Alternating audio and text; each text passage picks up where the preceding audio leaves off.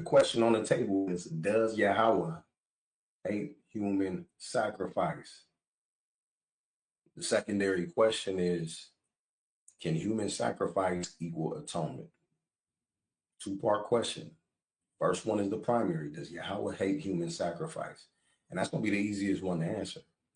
But the question that's in the back of everybody's mind, on the side of my brethren who subscribe to Tanakh only, understandably so, is, can human sacrifice equal atonement?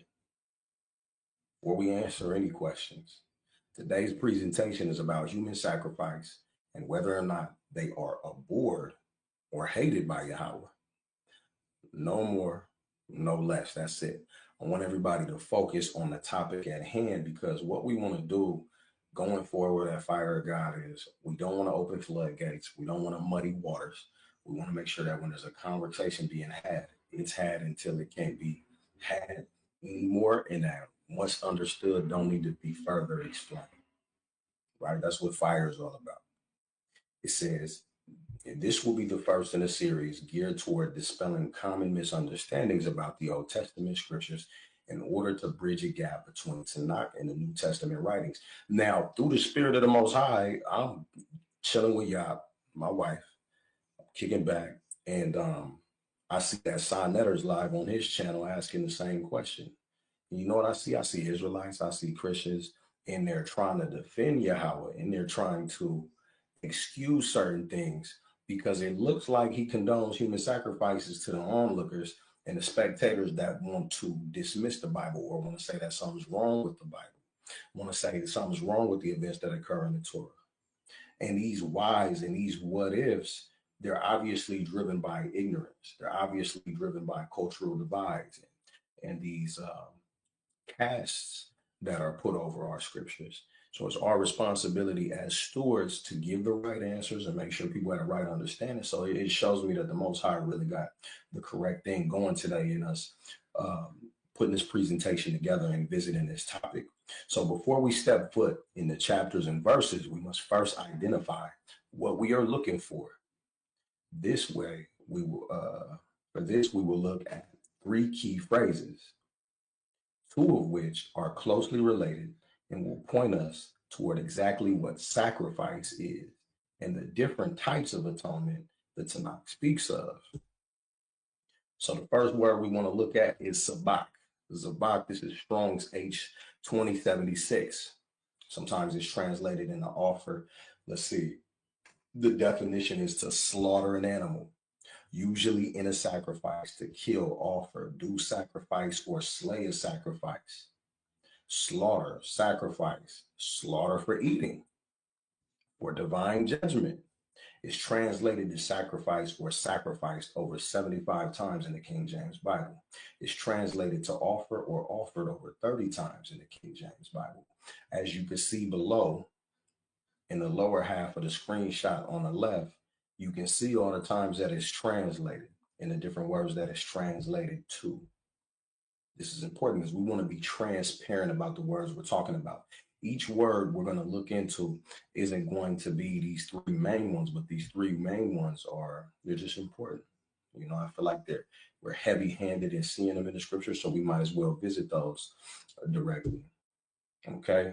If you look in the Concise Hebrew and Aramaic Lexicon of the Old Testament by William L. Holland, who is the editor, look, you get the same consistent information. And I found out when looking in this lexicon for all of the words that we're visiting today, the findings are very consistent with what you'll find in the Strongs. So I don't utilize it too much more. But the slaughter of large or small cattle, right? Slaughter of communion, sacrifice. Sacrifice is made, other nouns referring to sacrifice. Leaven. Look, you could just look at it, give you a chance to glimpse over it. Whom sacrifice is offered. So let's go forward. So let's look at the word in action. Now we want to see the word actively used. We don't want to just loosely say that we see it here and there, but we want to see it in action, in motion. So let's look at Exodus 5, verses 1 through 5 in the King James Version. It says, and afterward, Moses and Aaron went in and told Pharaoh, thus saith Yahweh God of Israel, let my people go, that they may hold a feast unto me in the wilderness. And Pharaoh said, who is Yahweh that I should obey his voice to let Israel go? I know not Yahweh, neither will I let Israel go. And they said, the God of the Hebrews hath met us. Let us go, we pray thee, 3 days journey into the desert, and sacrifice unto Yahweh our God, lest he fall upon us with pestilence or with the sword. And the king of Egypt said unto them, wherefore do you, Moses and Aaron, let the people go from their works? Get you unto your burdens.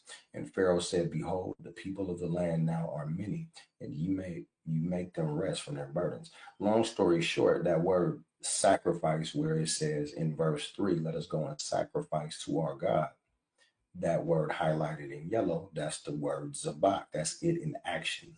Let's look at another one. Exodus 3 and 17. Let's just zero in on verse 18. And they shall hearken into thy voice, and thou shalt come, and the elders of Israel unto the king of Egypt, and ye shall say unto them, Yahweh God of the Hebrews hath met us. And now let us go, we beseech thee, 3 days journey into the wilderness, that we may sacrifice unto Yahweh our God. This is the words of Bach again. Let's look at it in action a few more times. We got Deuteronomy 16 and 6. We got 1 Samuel 2 and 19. We got 1 Samuel 2 and 21. It says, but at the place where Yahweh thy God shall choose to place his name in, there thou shalt sacrifice the Passover at even, and the going down of the sun, at the season that thou comest forth out of Egypt. In 1 Samuel 2 and 19, it says, moreover, his mother made him a little coat and brought to him year to year when she came up with her husband to offer the yearly sacrifice. 1 Samuel 1 and 21, it says, and the man Elkanah and his house went up to offer unto the Lord the yearly sacrifice and his vow. Now, the next word we're going to look at is kafar. Right? What is this word used for? Kafar, Strong's H37 and 22's definition is to cover, to expiate, to atone for guilt, to contone, to placate, to cancel, to appease, to cleanse, to disannul, forgive, to be merciful, pacify, pardon, pitch, purge away, put off, make reconciliation, pacify, propitiate. I want you to remember these phrases, because this is not all about keywords and definition. Oftentimes we make a mistake in just stopping there, and I'm going to explain why in a couple of slides. It's been translated to atonement 64 times in the King James Version, and about 30 times in the words that denote purging, reconciling, or pardoning. Again, this is the word kafar. I'm going to give you a moment to take a look at it on the left-hand side, the screenshot. All right. Moving forward, let's look at the word in action. Again, this is kafar, Strong's H37 and 22. Exodus 30 and 15 says, the rich shall not give more, and the poor shall not give less than half a shekel, when they give an offering unto Yahweh to make atonement, to make an atonement for your souls. Exodus 30 and 16. And thou shalt take the atonement money of the children of Israel, and shall appoint it for the service of the tabernacle of the congregation, that it may be a memorial unto the children of Israel before Yahweh, to make an atonement for your souls. Exodus 32 and 30. And it came to pass on the morrow that Moses said unto the people, ye have sinned a great sin, and now I will go up unto Yahweh. Peradventure, I shall make an atonement for your sins. Leviticus 1 and 4. And he shall put his hand upon the head of the burnt offering, and it shall be accepted for him to make atonement for him. Right? Those words highlighted in yellow. Again, these are the words that are translated from the word in question. Kafar. Leviticus 12. We're going to look at verse 7. Who shall offer it by Yahweh and make an atonement for her? Right? So we can see that this word is used pretty heavy-handedly.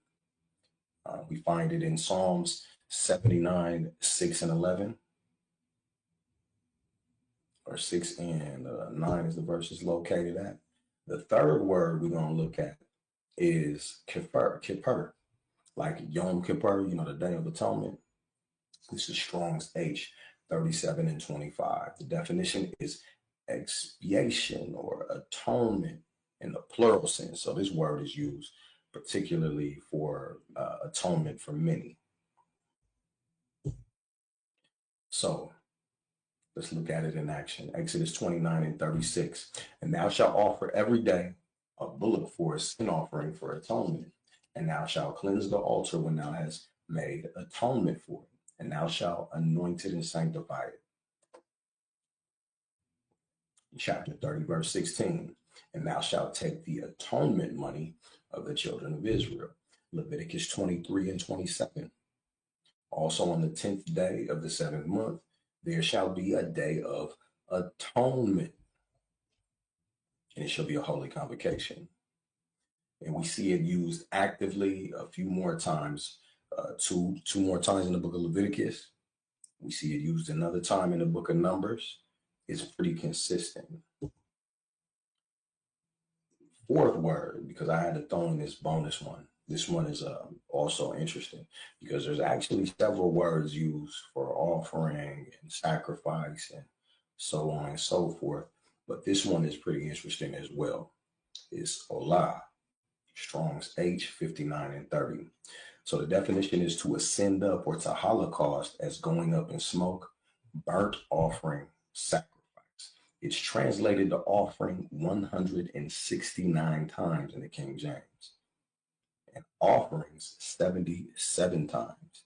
That's pretty slanted. You know what I'm saying? That's a pretty heavy-handed use. Now, as per usual, you could look to the left-hand side. We're gonna be transparent. You can see its use for yourself. You look at that screenshot.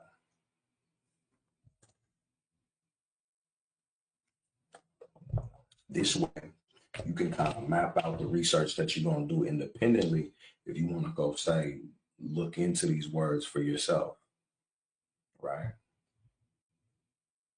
Moving on. So, Olah, Strong's H 5930 in action. In Genesis 22 and 2, it says, and he said, take now thy son, thine only son, whom thou lovest, and get thee into the land of Moriah, and offer him therefore a burnt offering upon one of the mountains, which I will tell thee of. Burnt offerings. Olah. Genesis 22 and 3. It says, and Abraham rose up early in the morning and saddled his ass and took two of his young men with him and Isaac his son and clave the wood for the burnt offering and rose up and went up into the place which God had told him. Genesis 22 and 7. And Isaac spake unto Abraham his father and said, my father. And he said, here am I, my son. And he said, behold, the fire and the wood, but where is the lamb for the burnt offering? So we're not confused about how this word is used either, right? We really don't see any alternate uses for Olah. And that's something I want to key on as well. So we see more uses. We see about 5 more here. Exodus 29 and 18, Exodus 40 and 6, Leviticus 1 and 4, Leviticus 4 and 29, Leviticus 4 and 34. Look at this one. And the priest shall take of the blood of the sin offering with his finger and put it on the horns of the altar of burnt offering, and shall pour out all the blood thereof at the bottom of the altar. So now that we've had a look at these words in action, we can safely make a couple conclusions. Sacrifice, or zabak, as in Strong's H 2076, means to slaughter an animal, usually in sacrifice, kill, offer, or do sacrifice, or slay a sacrifice, slaughter for sacrifice, slaughter for eating for divine judgment, and can be given as a burnt offering. Olah, Strong's H 5930. It can sometimes be done for atonement, as in Kippur, Strong's H 3725, and Kafar, Strong's H 3744, or peace. So why is this important? Is because we want to start to bridge gaps. What I want to do is create a difference between definitions and concepts. Sometimes we hear concepts or we hear a word, right? And we have our own definition for it. That means we have our own concept. We're going to explore what a concept is versus definition. The reason why we want to be respectful of the concept scheme is because culturally there are different concepts, right? You might describe an action. Say, let's talk about Abraham. Let's say God told Abraham, go ahead and sacrifice your only son. You know what I'm saying? The events occur the same way that they occur in the Bible, and he doesn't do it, right? What you could call that in America is attempted murder, right? So somebody can describe, I went up to the mountain to sacrifice my only son, and God said, don't. Well, that could be attempted murder if somebody wanted to plead the case. And that's because of the culture. You see what I'm saying?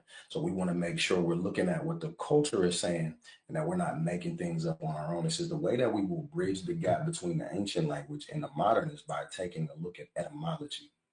Sacrifice, late 13th century, the offering of something specially alive, especially alive, to a deity as an act of propitiation. We're going to look a little bit about that word propitiation. That's important as well.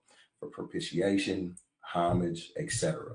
Mid 14th century, that which is offered to a deity in sacrifice.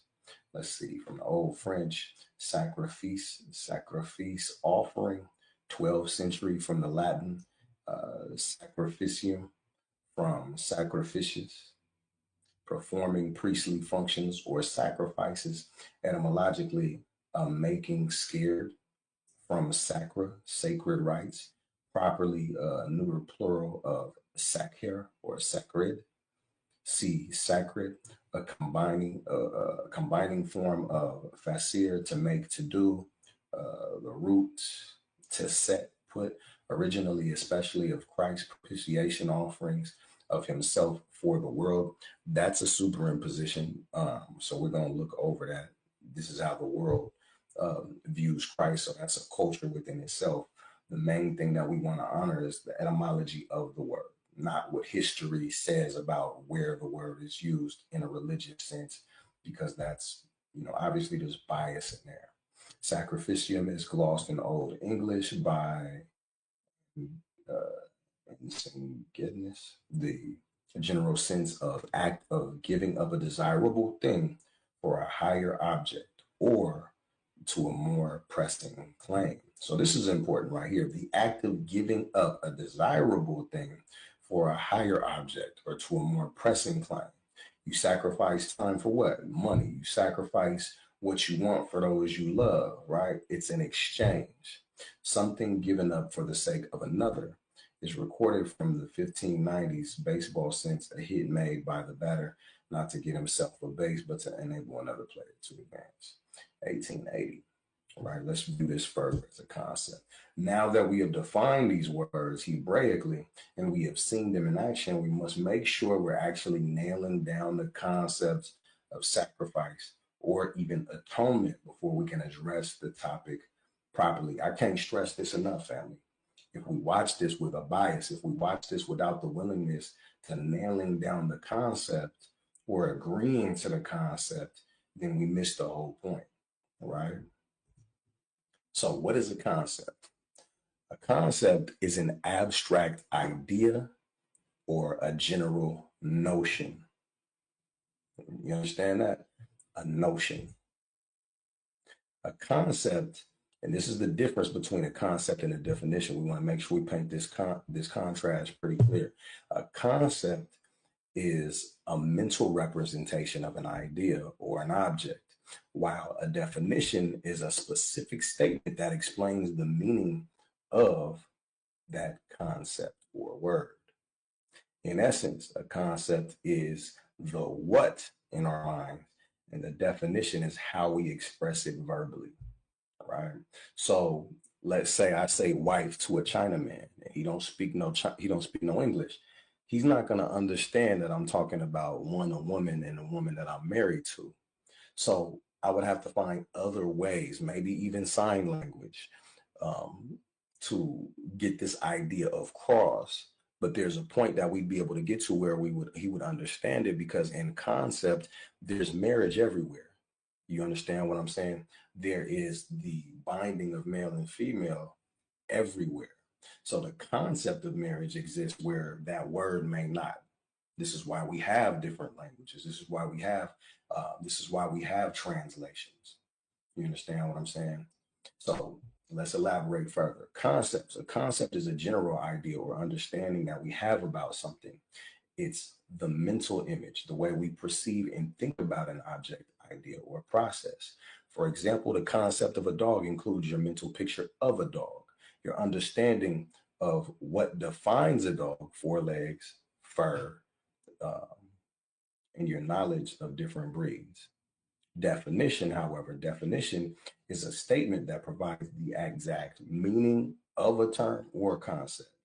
It's the formal explanation of what a term refers to or what a concept entails. For example, a definition of a dog might state a dog is a domestic mammal of the canine family, typically kept as a pet and known for its loyalty and ability to bark.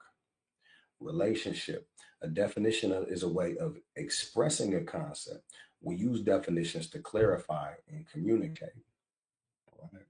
So let's look at the other examples here. Concept. The concept of justice is a mental idea of fairness and righteousness, right? Definition. The definition of justice might be: justice is a fair and equitable treatment of all people according to the law. Here's another concept. The concept of happiness is a mental state of well-being and contentment. The definition, however, is: the definition of happiness might be happiness in a state of well-being characterized by positive emotions, feelings of satisfaction, and a sense of purpose. This introduction is about making sure that we are holistically gathering concepts from the text we're going to discuss and apply the proper definitions to them, as opposed to approaching with our own concepts or preconceived notions and missing what's actually presented to us. So before moving further, per the topic of tonight's presentation, it's important to first address the elephant in the room directly. But answering the question, does Yahweh hate human sacrifice? While the answer is no, it's important to acknowledge that there are human sacrifices he certainly does reject.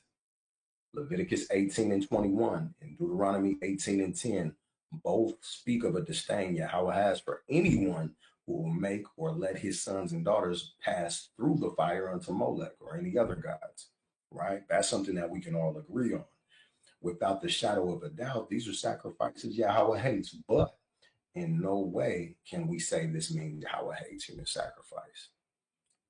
Like, let me put the fire emoji, give me the fire emojis in the chat if you're with me so far, whether you agree or disagree. Has this been concise and informative so far? Are we creating a path that anybody can follow? Are we creating a safe space to come to an understanding together? Fire emojis in the chat for that. Let's be honest. Fire emojis in the chat for that.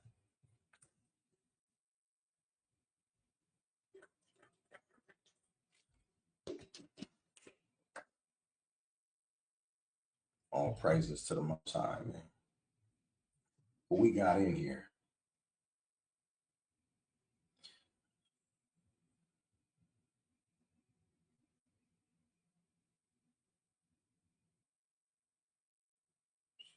We got the brother Zamron in the building. Shalom to the brother Zamron. Praises to the Most High. All praises. We got Urania in the building. Shalom to the brother Urania. We got Gideon in the building. Shalom to the brother Gideon. We got Kazak Ariana in the building. Shalom. Shalom. Shalom. And then everybody in the chat, please know I ain't been watching the chat like that because the chat is in my phone and the presentation is on my screen. Brother Zamran, if you saluted me and I didn't see it, Salaki, brother.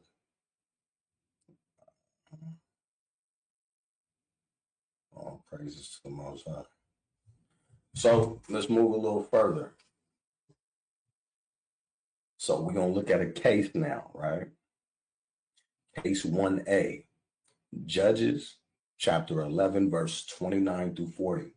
And we really going to read through this through the Spirit of the Most High. Make sure you like, share, and subscribe too. Make sure you like, share, and subscribe. So Judges 11, verse 29 through 40. If it's hard to see on the screen, pull it up in your scripts. It says, then the Spirit of Yahweh came on Jephthah, and he passed over Gilead and Manasseh, and passed over Mizpah of Gilead, and from Mizpah of Gilead he passed over unto the children of Ammon. And Jephthah vowed a vow unto Yahweh and said, if thou shalt without fail deliver the children of Ammon unto mine hands, then it shall be that whatsoever cometh forth of the doors of my house to meet me, when I return in peace from the children of Ammon, shall surely be Yahweh's, and I will offer it up for a burnt offering, as in Ola. Remember, we went over that word earlier. So there's no mistaking what it means when it says burnt offering. We see that word used in Leviticus when it comes to the sacrifices that the priests send up. So it says in verse 32, so Jephthah passed over unto the children of Ammon to fight against them, and Yahweh delivered them into his hands. And he smote them from Aurora even till thou come to Minnith, even 20 cities, unto the plain, the vineyards, with very great slaughter. Thus saith the children of Ammon were subdued before the children of Israel. And Jephthah came to Mizpah unto his house, and behold, his daughter came out to meet him with timbrels, with dances, and she was his only child. Besides her, he had neither son nor daughter. And it came to pass when he saw her that he rent his clothes and said, alas, my daughter, for thou hast brought me very low, and thou art one of them that trouble me. For I have opened my mouth unto Yahweh, and I cannot go back. And she said unto him, my father, if thou hast opened thy mouth unto Yahweh, do to me according to that which has proceeded out of my mouth.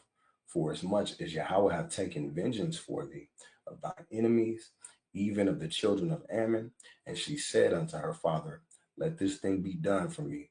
Let me alone 2 months, that I may go up and down upon the mountains and bewail my virginity and my fellows. And he said, go. And he sent her away for 2 months. And she went with her companions and bewailed her virginity upon the mountains. And it came to pass at the end of 2 months that she returned unto her father, who did with her according to his vow which he had vowed.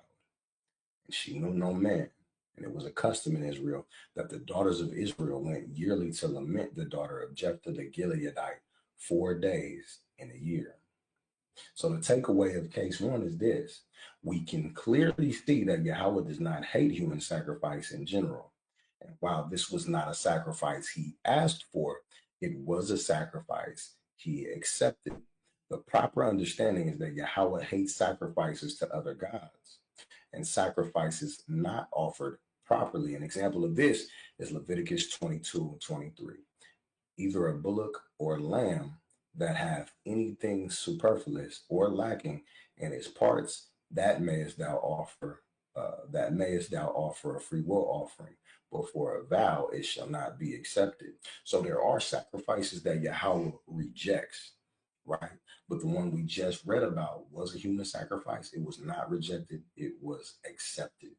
And this is the cold part. The Most High designs everything. So when that man vowed that vow, he knew it was going to come out. So you got to make of that what you will. But what we don't want to do is force fit, superimpose, and do too many mental gymnastics. But the logic of it shows us clearly that he does not hate human sacrifice. That's the easy work, right? We want to get into the nitty gritty. Before that, we're going to go for a little break. Look. Let me see this. Let me see.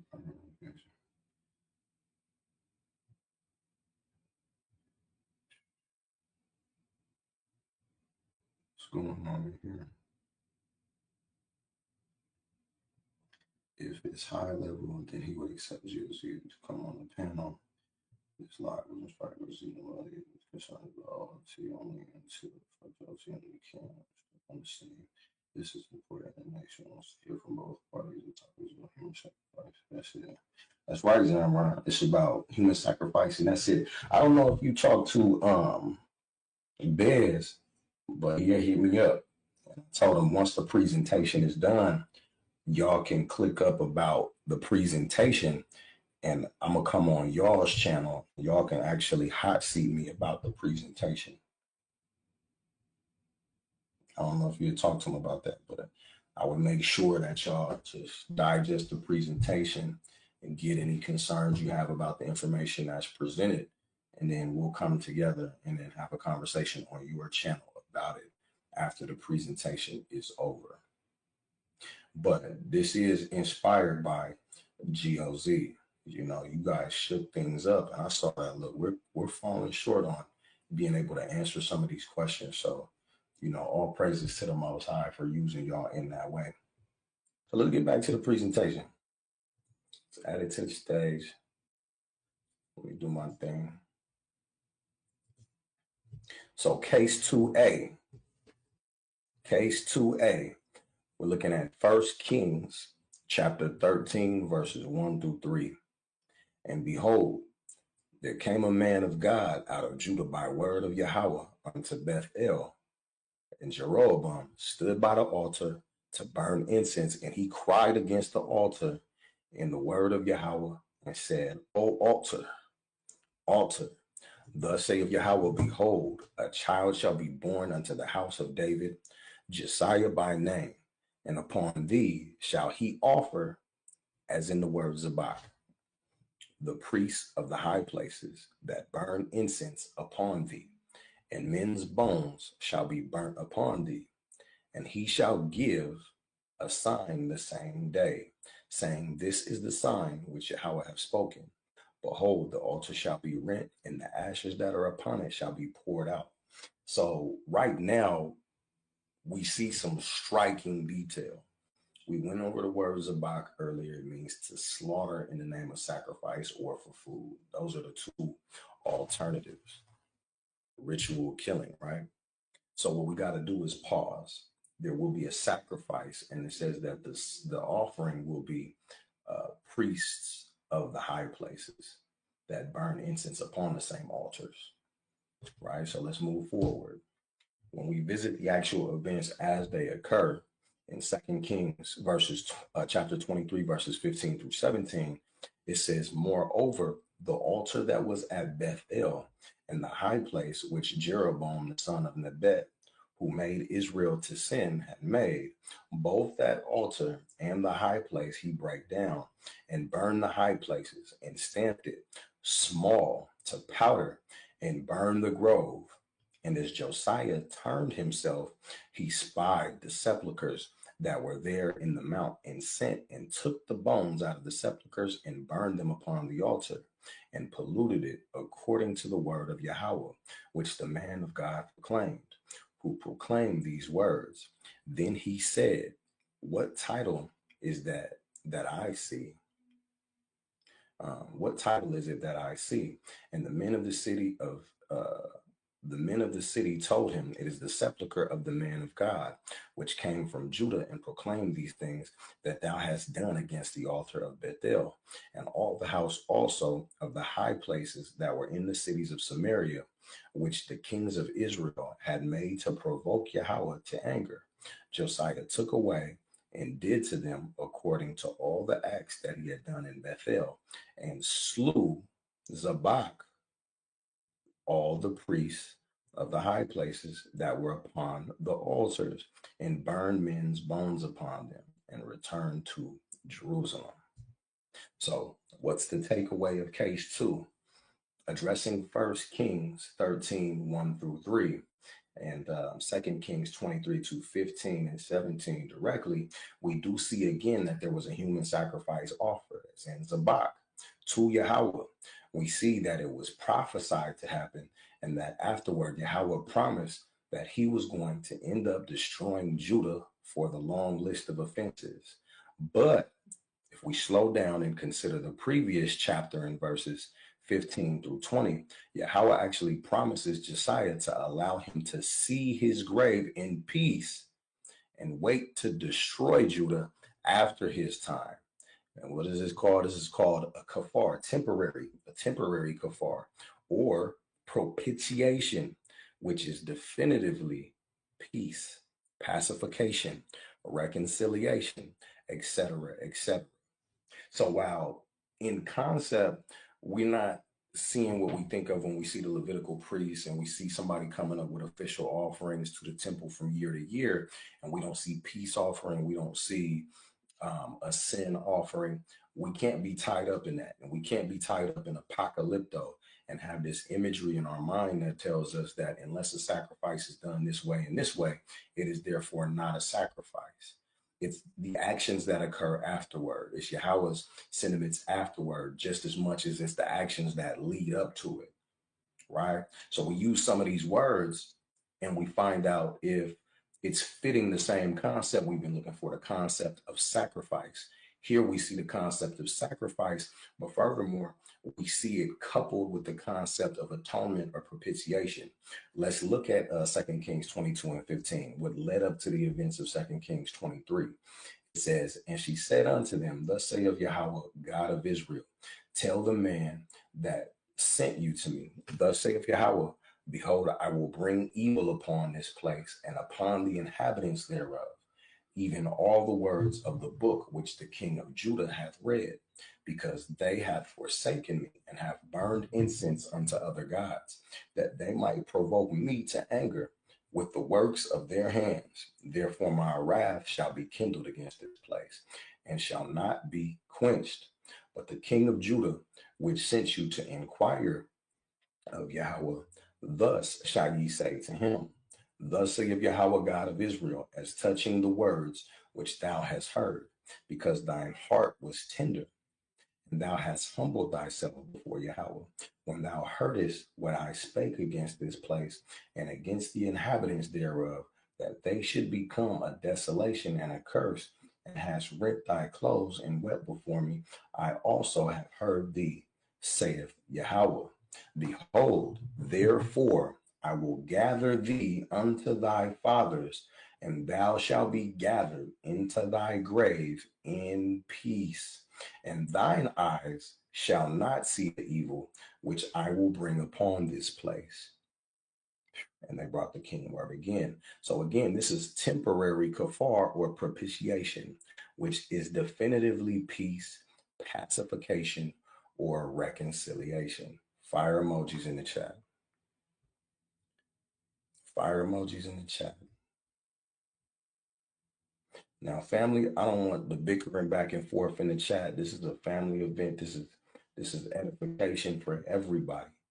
You know what I'm saying? So personal qualms and things like that, I want brothers to handle their personal qualms via text or on the phone, right? This is not the place for contention. I don't want to see it on the Yahweh side. I don't want to see it on the Tanakh side. At the end of the day, we're commanded to love our brother as ourself, right? So let's have mutual respect for the word and let's table a rest. Can we do that, family? Can we all do that? All praises to the Most High. I want you to understand, man, this is not something that I'm doing to drive contentions. This is not something that I'm doing to bang on somebody else. This is something that I'm doing because we all have a task. And there was a mighty thing that was done in the earth, but we have done a disservice in actually narrating and illustrating what it was and honoring the text that led to what we have today. We're all hindered by not understanding it. That's brothers that do believe in Yahweh Shai and brothers that don't alike.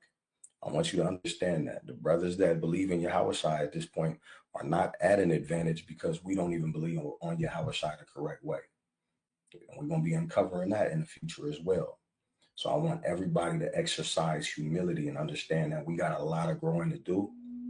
And if we want to get out of this wicked ass place, we gotta humble down and do it quick. Right? We gotta humble down and do it quick.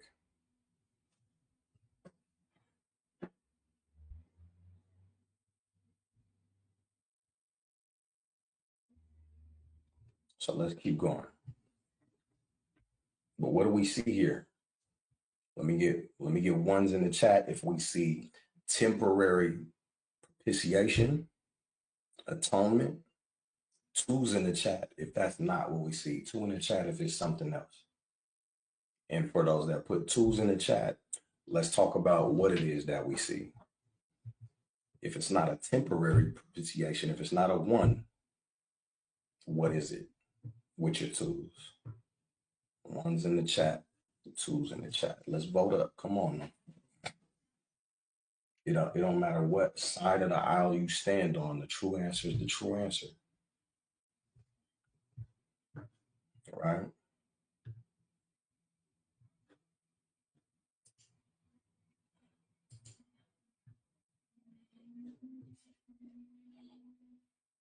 What's the truth, y'all?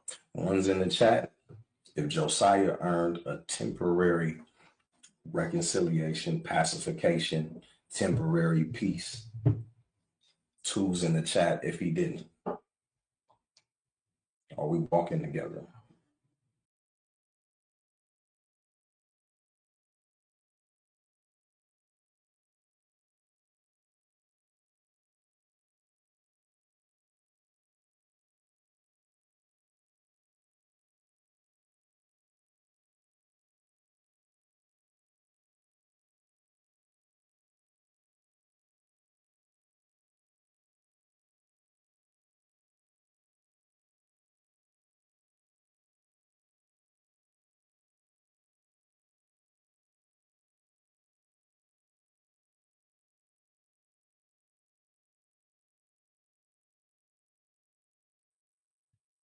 All praises, all praises. It's hot in the month, man. I'll tell you that.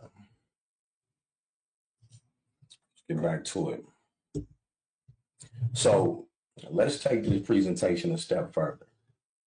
The next few cases will be human sacrifices, the general sense of the act of giving up a desirable thing for a higher object or to a more pressing claim. Also, something given up for the sake of another, as recorded in 1590s baseball sense of a hit made by a batter, not to get himself a base, but to enable another player to an advance. Right. Case 3, we're going to look at Deuteronomy 17 and 12. We're going to look at Deuteronomy 22 and 22. Deuteronomy 17 and 12 says, and that will do presumptuously and will not hearken unto the priest that standeth to minister there before Yahweh thy God, or unto the judge, even that man shall die, that thou shalt put away evil from Israel. So now we're going to focus more on concept versus definition. We're not looking at buzzwords no more. The buzzwords helped us to understand the concept, the pattern that matters, the slang for the ultimate objective, whether it be a sweet savor to the Most High or for propitiation, right? Now it's not about the buzzwords, it's about the act. Deuteronomy 17:12 says that we need to do this thing so that we can put away evil from Israel. Deuteronomy 22 and 22, if a man be found lying with a woman married to an husband, then they shall both of them die. Both the man that lay with the woman and the woman, so shalt thou put away evil from Israel. We're being told that this is done so that we could put away evil from Israel. Let's look at case 4, Numbers 35 verses 30 through 33. This is a powerful one. This is for the greater good. Remember, the sacrifice is giving up one thing for another thing, right? Whoso killeth any person, the murder shall put to death by the mouth of witnesses. But one witness shall not testify against any person. Moreover, he shall take no satisfaction, which is he shall surely be put to death. And ye shall take no satisfaction for him that is fled to the city of his refuge, that he should come again to dwell in the land until the death of the priest. So ye shall not pollute the land wherein ye are, for blood it defileth the land, and the land cannot be cleansed of the blood that is shed therein, but by the blood of him that sheddeth. This word cleanse is kephar, is closely related to the other kafar we read into. But let's look at the definition of this word. Strong 3722, cleanse. It means to cover, to purge, to make atonement, to make reconciliation, to cover over with pitch, to cover over, pacify, propitiate. You see how the list goes on and on. It's translated to atonement 64 times. It's translated to purge 5 times, reconciliation 4 times, on and on. Why is this important? Is because when you kill a murderer, it is atonement for the blood that was shed in the land, that the land may not be defiled. This sacrifice, the giving of one thing, because blood is precious. Life is precious. You take that life for a life, that the lands may be cleansed, which is defined by a word that represents atonement or reconciliation. So conceptually, sacrifice is required by the Most High. Blood is required by the Most High in this case for the sake of atonement or propitiation. Fire emojis in the chat if you follow me. Fire emojis in the chat if you follow me. Somebody said I'm breaking up, Lord in Christ. Let me get ones in the chat if I'm still breaking up. Twos in the chat if I'm all right. I'm going to try.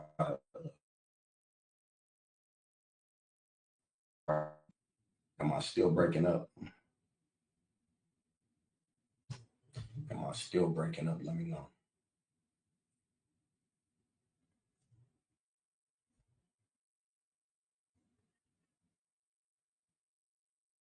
Am I still breaking up?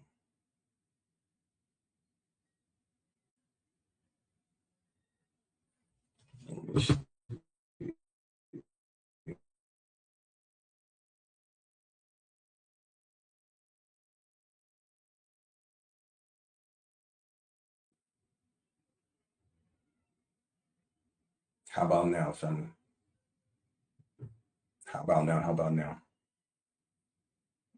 1 if I'm good, 2 if I'm bad. 1 if I'm good, 2 if I'm bad. Better, better. Do I need to run back the last case? Do I need to run back the last case? Let me know.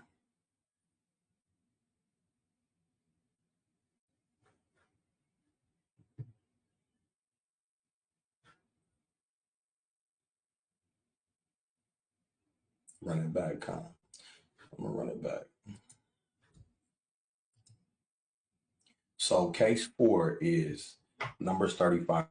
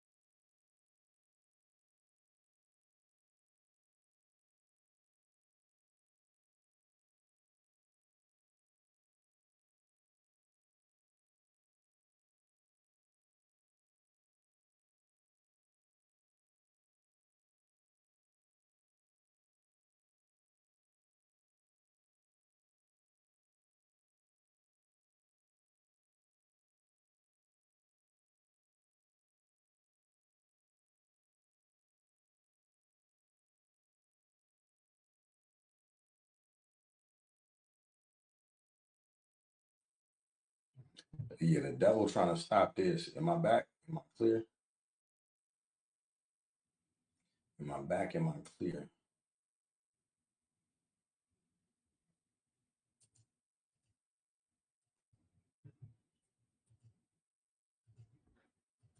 All right, so we're gonna try to run this back again. This means that means this presentation is getting good. That means the presentation is getting good. That means it's doing what it's supposed to do. I might have to just run back and record this so it's perfect for everybody. Repost it.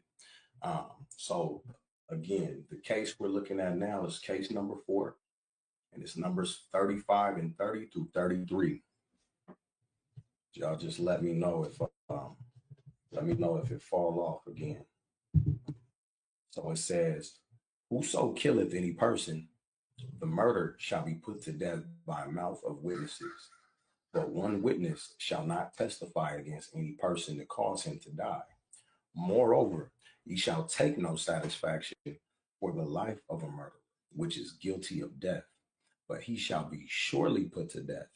And ye shall take no satisfaction for him that is fled to the city of his refuge, that he should come again to dwell in the land until the death of the priest. It's doing it again.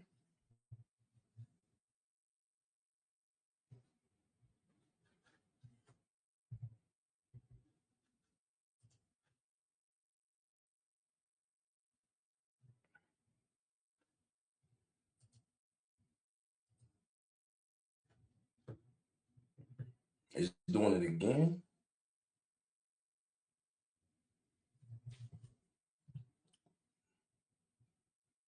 So everybody can hear me. That's crazy because I can't see myself or the presentation.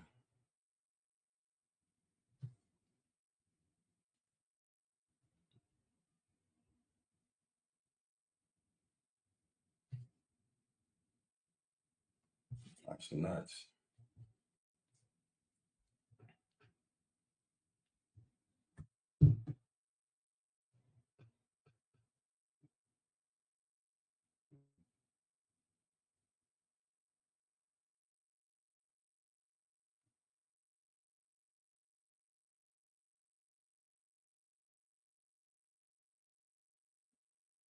How about now though? It's just spirits trying to fuck with this shit. We're gonna keep pressing forward. I'm more motivated than ever now. Praises to the Most High. So we're gonna start over one more time. Whoso killeth any person, the murder shall be put to death by the mouth of witnesses. But one witness shall not testify against any person to cause him to die. Moreover, ye shall take no satisfaction for the life of a murderer, which is guilty of death, but he shall be surely put to death.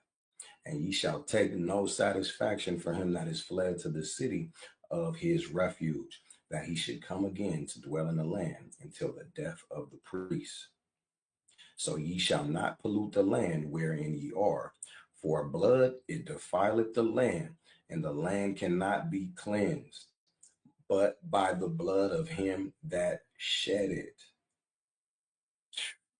So that word cleanse is the word kefar, Strong's H37 and 22. It's another word for atonement. If you look at the screenshot on the right side, it's translated to atonement 64 times. All right. To expiate, to placate, or to cancel, to appease. So there's no mistaking the concept, which is expiation or appreciation, right? You see that? One's in the chat.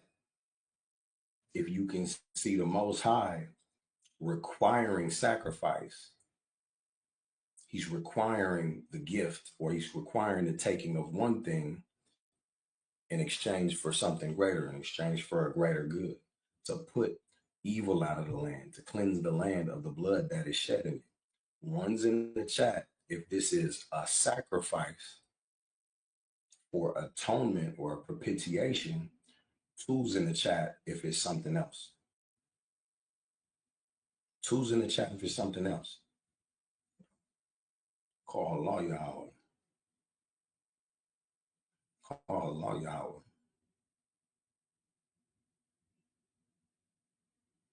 Come on now. This does not have to mean the end of, not only, it doesn't have to be the end of your total belief system, but it most certainly has to be the end of the belief that God hates human sacrifices. Because we don't have to have a bias, because we can admit, we can see that there are some human sacrifices God despises. We can see that there are some human sacrifices that God has told the Israelites he better not ever catch them participating in. But we can also see with example after example that not only has he accepted human sacrifices, even burnt offerings of human beings, but the killing, the zabak, for the sake of kafar, sacrifice for atonement, for propitiation. You see how powerful that is? We're going to keep moving. Numbers 25. Numbers 25. This is one of the heaviest ones. Let's read down. And Israel abode in Shittim, and the people began to commit whoredom with the daughters of Moab, and they called the people unto the sacrifices of their gods. And the people did eat and bowed down to their gods.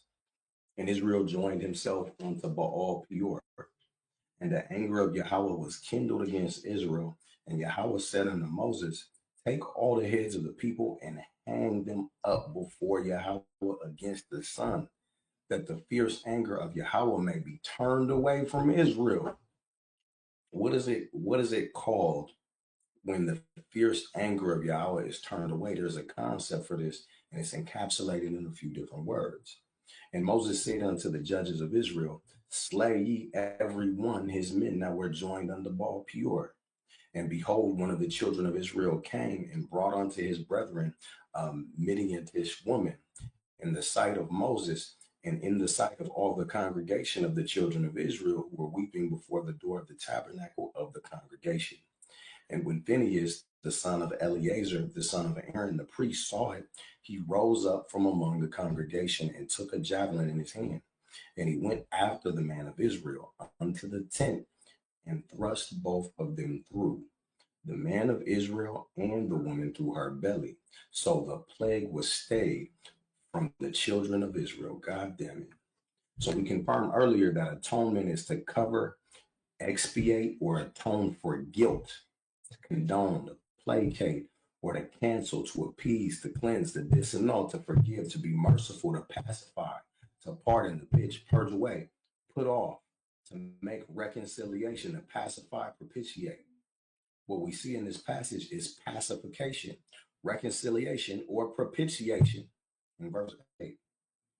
And he went after the man of Israel into the tent and thrust both of them through, the man of Israel and the woman through her belly. So the plague was stayed from the children of Israel, because you might be familiar in the Torah, when somebody is leading Israel astray, you're supposed to kill them and have no pity.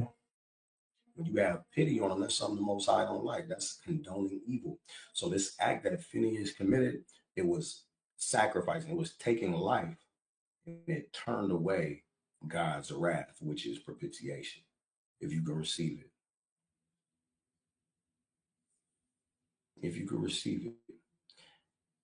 And those that died in the plague were 20 and 4,000. And Yahweh spake unto Moses, saying, Phinehas, the son of Eleazar, the son of Aaron the priest, have turned my wrath away from the children of Israel, while he was zealous.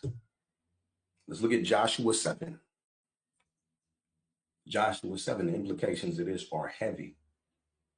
This is one of my favorite ones, because it really speaks volumes as to how we need to be accountable in the things that we do, and how we serve the Lord with all our heart and our soul. And when we don't, that half-stepping affects the whole nation. So chapter 7, Joshua. But the children of Israel committed a trespass in the accursed thing. For Achan, the son of Carmi, the son of Zabdi, the son of Zerah of the tribe of Judah, took of the accursed thing. And the anger of Yahweh was kindled against kindled against the children of Israel. And Joshua sent men from Jericho to Ai, which is beside Bethaven, on the east side of Bethel, and spake unto them, saying, go up and view the country. And the men went up and viewed Ai.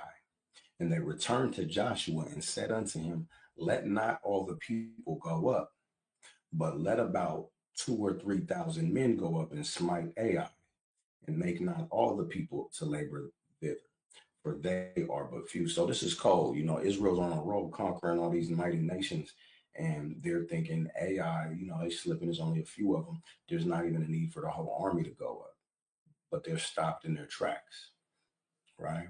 So there went up thither of the people about 3,000 men, and they fled before the men of Ai. And the men of Ai smote of them about 36 men, for they chased them before the gate, even unto Shebraim, and smote them in the going down, wherefore the hearts of the people melted and became as water. And Joshua rent his clothes and fell to the earth upon his face before the ark of Yahweh unto the eventide, he and the elders of Israel, and put dust upon their heads. And Joshua said, Alas, O Yahweh God, wherefore hast thou at all brought this people over Jordan, to deliver us into the hands of the Amorites, to destroy us? Would to God we had been content and dwelt on the other side Jordan? O Yahweh, what shall I say? When Israel turneth their backs before their enemies, for the Canaanites and all the inhabitants of the land shall hear of it, it shall environ around us, and cut off our names from the earth. And what wilt thou do unto thy great name? So let's keep going.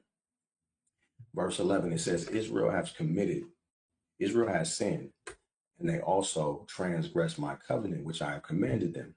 For they have even taken of the accursed thing, and have also stolen and dissembled. Also, they have put it even among their own stuff. Therefore, the children of Israel could not stand before their enemies. Let me see. Therefore, the children of Israel could not stand before their enemies, but turned their backs before their enemies, because they were accursed.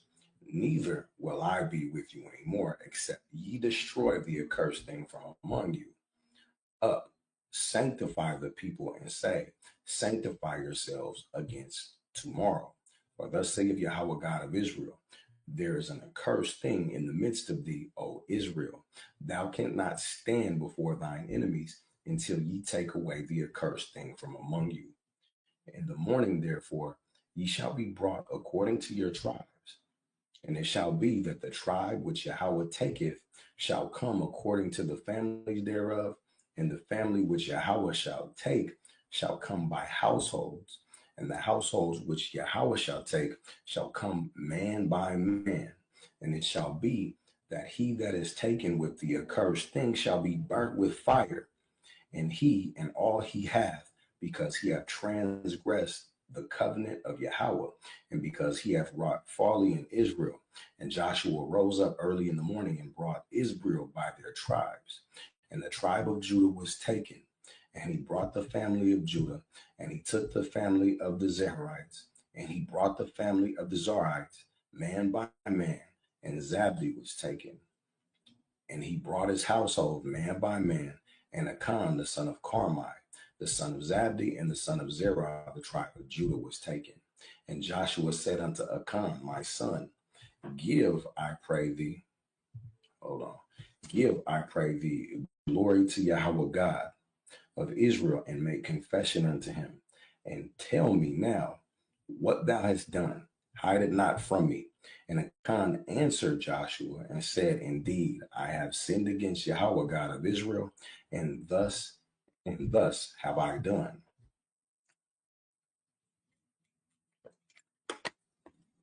When I saw among the spoils a goodly Babylonish garment, and 200 shekels of silver, and a wedge of gold of 50 shekels weight, then I coveted them and took them, and behold, they are hid in the earth.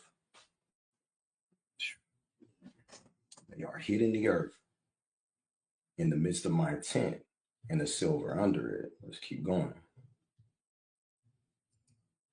So Joshua sent messengers, and they ran into the tent, and behold, it was hid in his tent, and the silver under it. And they took them out of the midst of the tent, and brought them unto Joshua, unto all the children of Israel, and laid them out before Yahweh. And Joshua and all the children of Israel with him took Achan, the son of Zerah, and the silver, and the garment, and the wedge of gold, Shalakia, and the wedge of gold, and his sons, and the daughters, and his oxen, and his asses, and his sheep, and his tent, and all that he had, and they brought them unto the valley of Achor. And Joshua said, Why hast thou troubled us? Yahweh shall trouble thee this day. And all Israel stoned him with stones, and burned them with fire, after they had stoned them with stones. And they raised over him a great heap of stones unto this day. So Yahweh turned from the fierceness of his anger. Wherefore the name of that place is called the Valley of Achor unto this day. Let's repeat that again. So Yahweh turned from the fierceness of his anger. This again is what you would call propitiation, right? So we don't have to complicate things. The Most High does accept human sacrifices. There are instances where he requires them, he demands them, right? He requires zabak, he requires a life, he requires a body offered up for the greater good, to put wickedness out of Israel. And we see that the end result in these times often is even just a temporary propitiation, like we saw with the brother Josiah, that young king that killed those men on that altar and burnt their bones the way that was prophesied would happen. He got a temporary propitiation. We see where Phineas was able to get propitiation on behalf of Israel for a human sacrifice. Human sacrifice does not need to take place on an altar. That's a misconception. Human sacrifice does not need to be a burnt offering. No sacrifice does. Sacrifice conceptually is the giving of one thing for another. Propitiation is peace, it's calm, it's the staving off of the wrath of the Most High. It is appeasement, no more, no less. This concludes the presentation on the topic. With that being said, we'll do some Q&A in general. I'm gonna put the link in the chat. I hope